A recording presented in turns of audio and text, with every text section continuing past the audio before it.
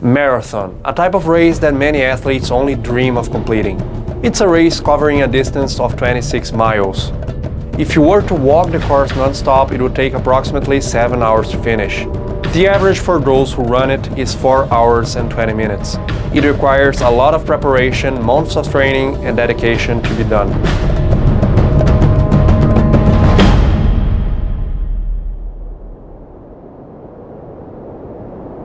And then, there is the Marathon des Sables, the Marathon of the Sands.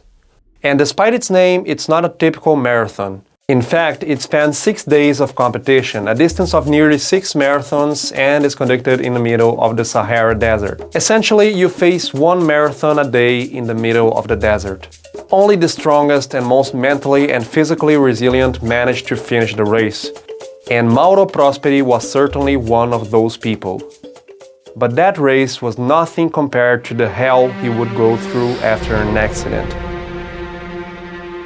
And today we're going to talk about the incredible survival story of Mauro Prosperi, an Italian ready to face absolutely everything to surpass himself and reach his limit. If you like this video, leave your like and subscribe to the channel. This supports our work and ensures that you won't miss the upcoming videos. Now let's get to the video. Mauro Prosperi worked as a crowd control police officer in Italy and competed as a pentathlete. He was an extremely optimistic and competitive person. One day his friend Giovanni Manzo proposed that they run the ultramarathon together. Prosperi saw that as a challenge and began to do daily marathon runs and intake less water for them, as a way to train for the race. If he were to run, it would be to win, not just to finish the race.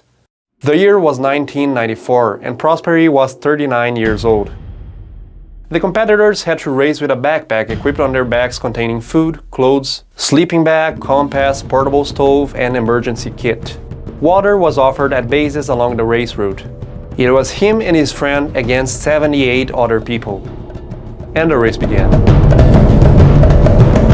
Nowadays, the Marathon des Sables usually has about 1,300 competitors and is a huge single file with one competitor behind the other. But at that time, things were different. As there were few people in the race, you would do most of it isolated from the other participants. Prosperi and the others faced wind, fatigue, heat, and sand. But Prosperi was there to win, and at one point he left his friend Giovanni behind to gain positions in the race. There was a moment when there were only 3 other competitors ahead of him. Prosperi then decided to run over some small dunes to increase his speed, and it was at this time that his hell began. Very strong winds started to blow, and the sand covered his eyes. Mauro Prosperi had entered a sandstorm. If he stayed still, he might have been buried by all that sand. At that moment, he was in 7th place.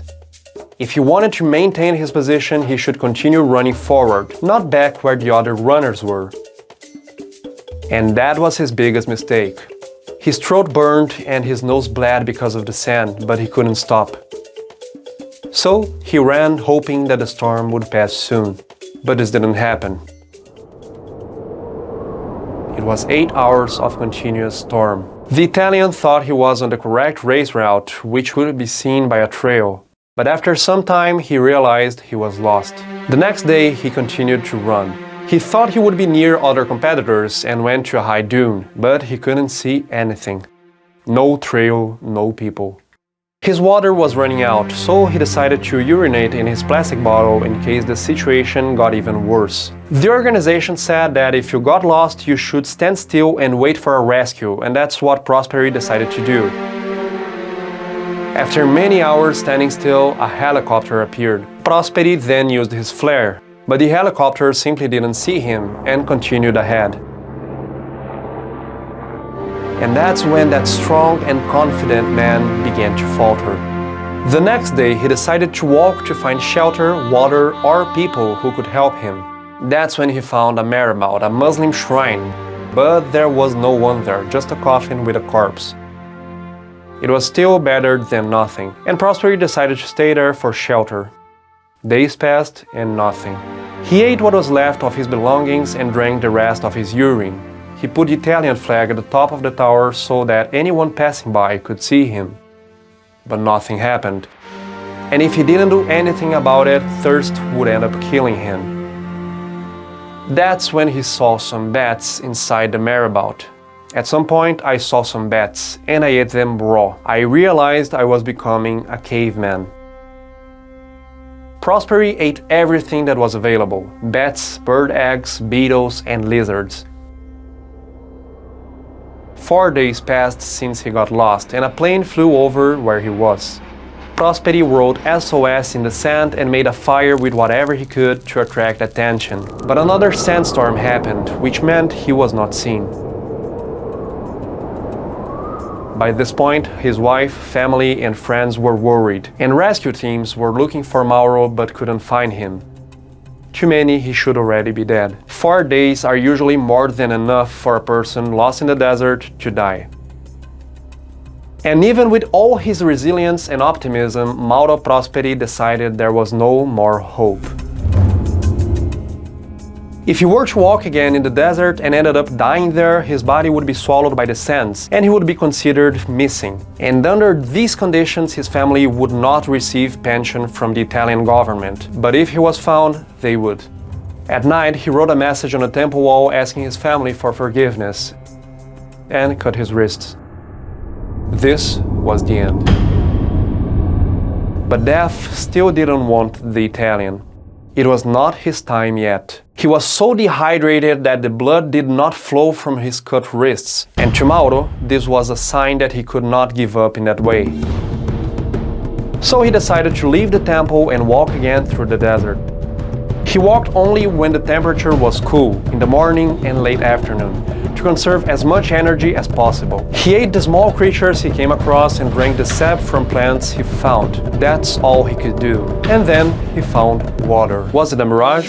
Was he so affected by his situation that he started to hallucinate? But no, it was indeed water. The Italian pentathlete had found an oasis. He lay down next to the oasis water source and spent hours slowly drinking the water.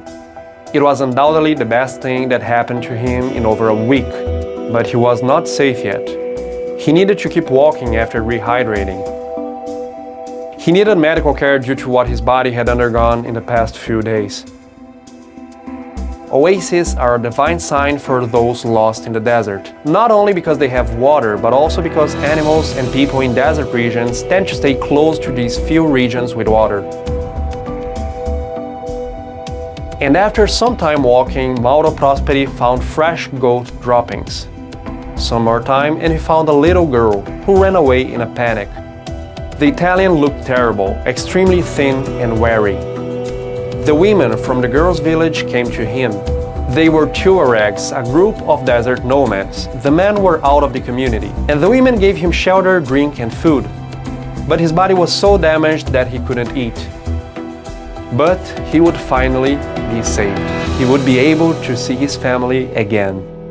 And then, armed men arrived. Of course, none of them spoke Italian, and Mauro couldn't communicate with them. They pointed their guns at the runner and blindfolded his eyes. How ironic fate is. After everything he had been through, that would be his end, near people, water, and food. This was one of the most terrifying moments of Prosperi's life, he would later say. He didn't know what they were going to do with him. And then they took the athlete to a military base to be interrogated. They were Algerian soldiers, and they thought Mauro was a Moroccan spy. Thus, the treatment he received from those men obviously wasn't one of the best he ever had. But after some time, they realized that the supposed spy with whom they couldn't communicate was actually the runner who had gotten lost. The government was informed, and Mauro Prosperi would finally be safe. He would be able to do what he was sure he would never be able to do again: see his friends again and do all the things he liked to do. He could return to his normal life to live another day. In that situation, most people would have succumbed mentally or physically, but not Mauro. As bad as the situation was, he did what was necessary to survive. And within his immense bad luck of getting lost in the race, he had the immense good fortune to have come out alive at the end of it all. Prosperi stayed in an Algerian hospital for 7 days, when he was transferred to Rome to be treated there. The race had started at this point here in Morocco, and this was the finish line. And Mauro Prosperi ended up here. He had gone so far that he ended up in another country, several miles away. At the end of all of this, he lost 15 kilos and had serious damage to his liver and kidneys, having spent 10 days in the desert in total. It took more than a year to recover, and after that, he decided to do what practically no one would. He returned to the same race, the Marathon des Sables, in other editions, participating in 6 more editions of it. I feel a connection there. I love the clarity, and you know, the Sahara Desert saved my life. Those days in the desert were my happiest days. Today, Mauro Prosperi is 68 years old and no longer does this type of competition. He wrote a book in 2020 telling his survival experiences in the desert, Quei 10 giorni oltre la vita, those 10 days beyond life. Some say that his reports are exaggerated, but there is no denying that Mauro Prosperi went through very difficult situations and he really almost died alone in the middle of the Sahara Desert. And what about you? How would you have acted in his place? Tell us in the comments of this video. My name is Alex Beckman, and I see you next time.